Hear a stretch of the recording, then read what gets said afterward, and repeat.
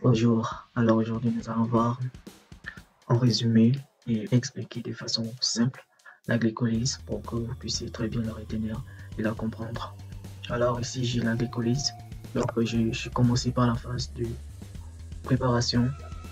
Si les gens parlent aussi d'une phase d'oxydation, bon, c'est la phase de préparation. On va préparer les glycérols des 3-phosphates qui seront ensuite convertis en pyruvate. Alors premièrement il faut connaître la structure du glucose et ne jamais oublier cet oxygène qui est là. Voilà, parce qu'il y a des gens qui font juste le pont ici, ils oublient l'oxygène. Et connaître les positions des groupements hydroxyde.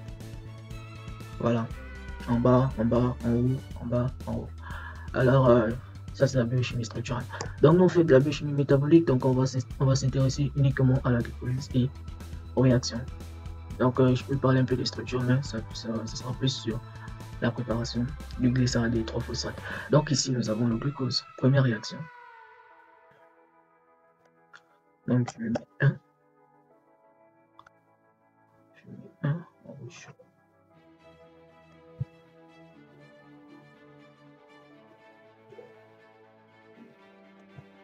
Première réaction ici.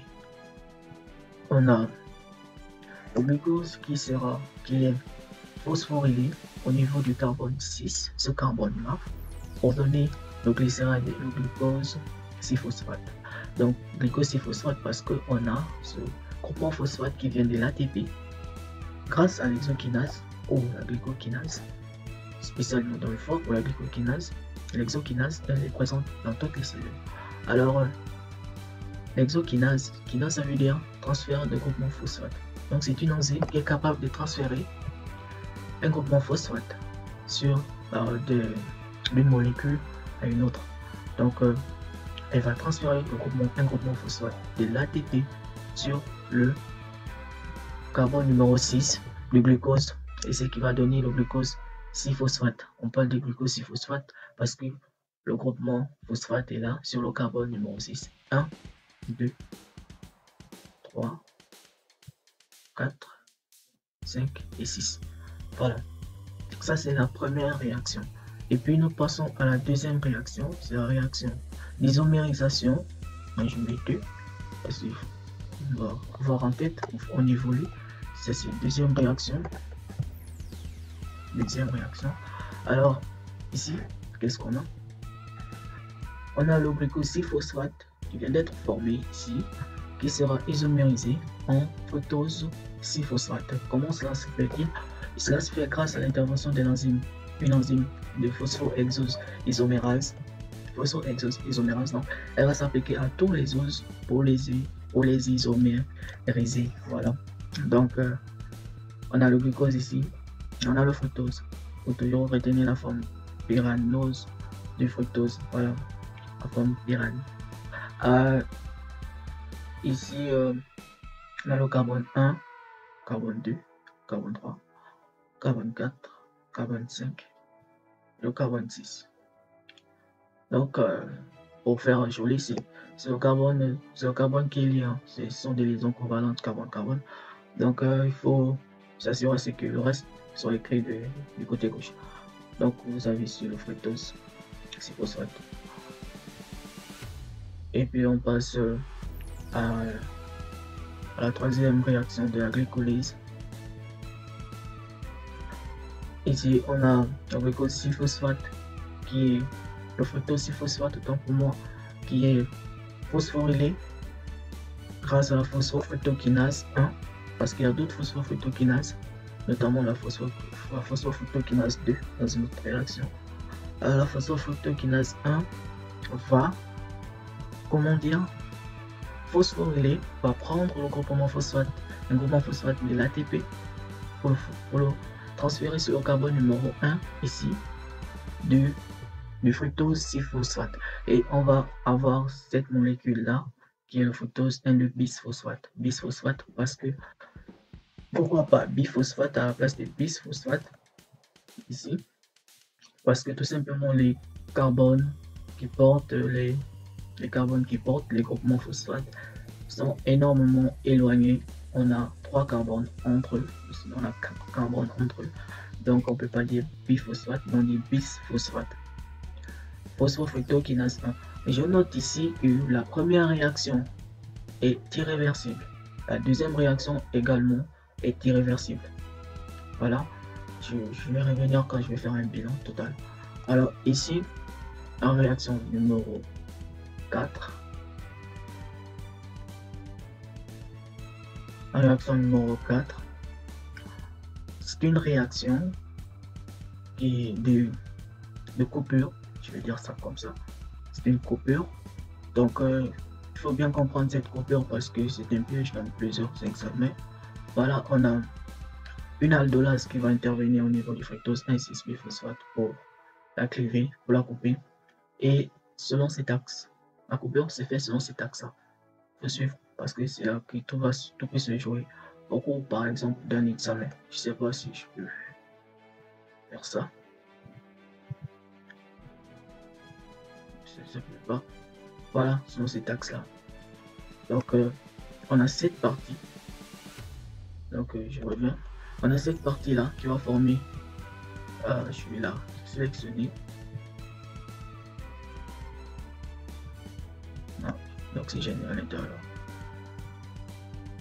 On a cette partie-là qui va former cette molécule d'hydroxyacétone phosphate.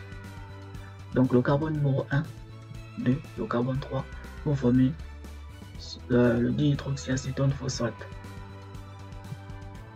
Et l'autre partie qui va rester, c'est-à-dire celle-là, elle va former le glycéraldéhyde 3-phosphate. Donc on a le carbone 4, au carbone 4 ici, là, au carbone 5, là, et au carbone 6, ils vont former cette molécule glycéraldéhyde 3-phosphate. Or, c'est l'inverse en fait, si on essaye de... Ici c'est 1, 2, non, 1, 2, 3. Si on respecte la nomenclature. Mais dans le glucose de départ, dans le fructose de départ, il est le carbone numéro 6. Donc il faut faire attention. On peut marquer. Donc quand on va faire, je vais faire un TD spécial sur ça. Alors on va passer très vite. Ici, on va arriver à la réaction numéro 5. Et la dernière réaction de la phase de préparation de la glycolyse, c'est le passage de l'hydroxyacétone phosphate au glycéraldéhyde 3-phosphate. Tout cela est possible grâce à une triose phosphoisomérase. Alors faites attention parce qu'ici j'ai parlé d'une phosphoexosomérase. Parce qu'il y a 6 carbones. Ici on parle d'une triose phosphoisomérase parce qu'il y en a 3. Donc l'équation est réversible. Du coup j'ai mis les deux là en rouge. Pourquoi? Parce que c'est très important de notifier cela. C'est très important de notifier ces deux là en rouge. Parce que j'ai dit au départ que le but de cette première phase de préparation est la formation du glycéraldéhyde 3-phosphate. Alors, nous voyons ici qu'on a formé 2 glycéraldéhyde 3-phosphate pour un seul glucose. Pour un seul glucose de départ, on a formé 2 glycéraldéhyde 3-phosphate. Donc, c'est bien de noter ça. Ce qui veut dire que les réactions qui vont suivre dans la deuxième phase seront multipliées par 2. C'est-à-dire, quand on va faire un bilan, on va multiplier tout cela par 2 parce qu'on a 2 glycéraldéhyde 3-phosphate qui peuvent continuer dans les réactions qui suivront au cours de la glycolyse. Faire très attention sur ça. Alors, on va avancer. Deuxième phase, c'est la phase de récupération. Alors, on a un glycéraldéhyde 3-phosphate ici, qui là, il va subir l'intervention, sinon l'activité enzymatique de la glycéraldéhyde 3-phosphate déshydrogénase pour nous donner le 1,3-biphosphoglycérate. Qu'est-ce qu'on a? On a des hydrogénations ici. Une déshydrogénase va enlever cet hydrogène là, il va fixer ce phosphate inorganique. Tout cela et il va transférer ce proton H+, qui sera là sur le NADH+, qui va sortir le NADH, le NAD+, qui va sortir, qui va former, qui va s'oxyder en NADH+. Alors, l'équation est réversible. Donc, on a le N3-biphosphoglycérate ici. On a ici, là, on garde notre groupement phosphate sur carbone 3 et on a l'apparition, sinon le transfert, la fixation du groupement phosphate sur le premier carbone. Attention, c'est le premier carbone 2, et j'ai parlé de ça dans la première phase. C'est le premier carbone selon la nomenclature normale. Et c'est pas le premier carbone suivant la coupure qui s'est faite au niveau du glucose, du fructose. Voilà. Donc, on va avancer. C'est là, c'est la réaction 6 de la glycolyse. C'est là, c'est la réaction 6. C'est là, c'est la réaction 7. On a le départ d'un groupement phosphate. Donc on a le N3-biphosphoglycérate qui va donner le 3-phosphoglycérate grâce à la phosphoglycérate kinase. Souvent les enzymes, c'est le substrat plus la fonction de l'enzyme. Phosphoglycérate kinase. On a transkinase qui veut dire transfert de groupement phosphate. Et phosphoglycérate sur un phosphore part soit sur un phosphoglycérate, soit à partir de phosphoglycérate. Donc le groupement phosphate est transféré sur l'ADP qui va donner l'ATP. Donc ici on a notre première toute première production d'ATP. On va passer à l'équation numéro 8. Ici,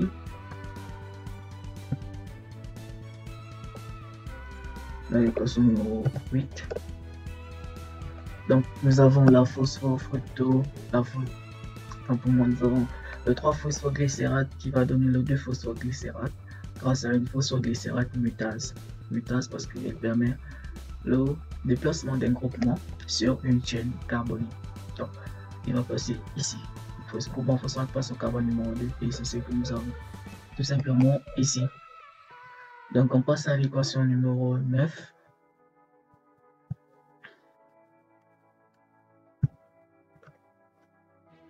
On a l'intervention de l'énolase qui va enlever un groupement, qui va enlever un H2O. Je vais essayer de vous prendre ça. Je ne sais pas si c'est possible pour moi. Voilà. Ça n'a pas fait. C'est tellement compliqué.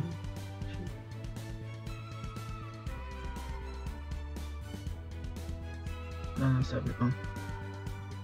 Donc ici nous avons cet hydrogène plus ce groupement hydroxyle qui vont partir sous forme d'une molécule d'H2O, une molécule d'eau, grâce à l'énolase, et on va avoir la formation du phosphoénol pyruvate. Alors on va arriver à la dernière réaction, attention ici, qui n'est pas réversible. Donc je vais effacer ça.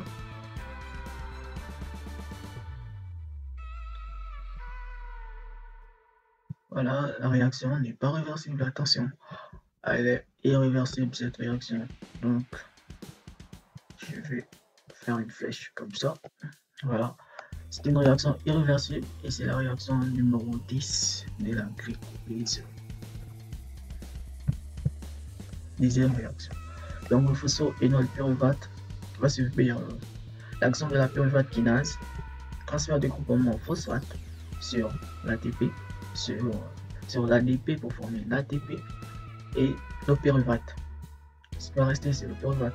Donc, on a ici une deuxième production d'ATP.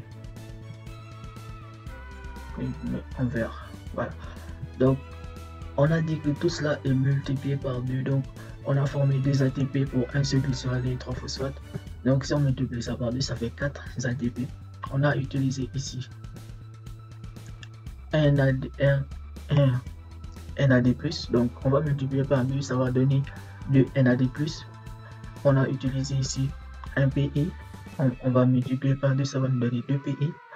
On a produit ici aussi un NADH+. Donc on multiplie par 2, ça fait 2 NADH+. Voilà. Une autre vidéo concernera le devenir de ces NADH+, NADH+. Et ici aussi, une autre vidéo concernera, ici aussi on a formé une molécule d'eau, donc on multiplie par 2, ça fait 2 molécules d'eau. Et une autre vidéo concernera le devenir du pyruvate en présence ou en absence d'oxygène. Et le devenir aussi du NADH+ en présence ou en absence de l'oxygène. Alors très rapidement, je vais faire un bilan moléculaire ici de la glycolyse. Donc on a 2 glucoses au départ, on a un glucose, 1 seul, plus 2 ATP, plus 4 ADP. On a utilisé 2 pour chaque glycéraldéhyde. Quand on multiplie par 2, ça fait 4, plus 2 PI, on a utilisé un PI pour chaque glycéraldéhyde. On multiplie par 2, ça fait 2, plus 2 NAD+, plus on a utilisé 1 pour chaque glycéraldéhyde, on multiplie par 2, ça fait 2. Donc ça va donner 2 pyruvates plus 4 ATP. On a formé pour un glycéraldéhyde, on a formé un ATP. Donc on a formé 2 ATP, réaction 7 et réaction 10. Donc on multiplie par 2, ça fait 4 ATP. On a produit 2 ATP au départ, première réaction et troisième réaction. Voilà. On a produit 2 molécules d'eau, réaction, je pense réaction 9. On a produit 2 NH2O pour chaque molécule de glycéraldéhyde 3-phosphate. Donc on multiplie par 2, ça fait 2. Et ici, on a produit 2 NADH+. On a produit 1 pour chaque glycéraldéhyde 3-phosphate. Donc on multiplie par 2, ça fait 2. Donc on voit tout de suite ce qui peut se simplifier ici. Et je vais faire une équation globale pour vous. Donc on a un glucose. On a un glucose ici. Un glucose. Donc on va simplifier les ATP. Donc on n'aura plus rien ici, parce que 4 moins 2, ça fait 2. Donc dans la première partie, on n'a rien. 4 ADP moins 4 ADP moins 2, ça fait, il reste 2. Donc plus 2 ADP. Et PI, plus 2 PI. Phosphate inorganique. Plus 2 PI.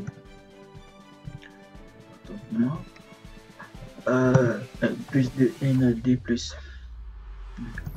NAD plus. Voilà, là c'est très simplifié. Pour vous, je vais faire ça. Voilà. Donc qu'est-ce que ça donne? Ça va nous donner en bas, on a 2 pyruvates qui sont formés. 2 pyruvates plus 4 moins 2 ATP, il reste 2 ATP dans le groupe. 2 ATP. Voilà. Les ADP, il n'y en a plus dans les produits parce qu'on a simplifié complètement de ici. Donc là, on va tout simplement garder l'eau, plus 2 molécules d'eau. 2 molécules d'eau, H2O. 2. Voilà. Oh. Ok. Je pense. Il reste 2 NAD H+. 2 NAD. Attention, il faut mettre ça en parenthèse. Ou bien on peut écrire comme ça. 2 NAD H plus H plus. Voilà, c'est la même chose. Plus 2. Voilà, c'est ça. Je vais faire normalement une parenthèse. Voilà. NAD H plus.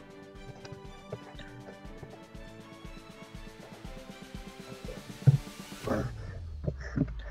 Donc ici, on a le bilan de la glycolyse, bilan moléculaire la glycolyse. Donc, un glucose plus 2 ADP plus 2 PI, c'est 2 PI, c'est 2 PI, 2 PI plus 2 NAD plus, ça donne 2 pi plus 2 ADP plus 2 H2O plus 2 NADH plus. Donc, je vous remercie. J'espère que la vidéo n'a pas été très longue. C'est un cours et un peu un professeur donne en 2 heures. Voilà, j'essaie de simplifier en une vingtaine de minutes. J'espère que la vidéo vous a plu et qu'elle va vous aider à bien comprendre la glycolyse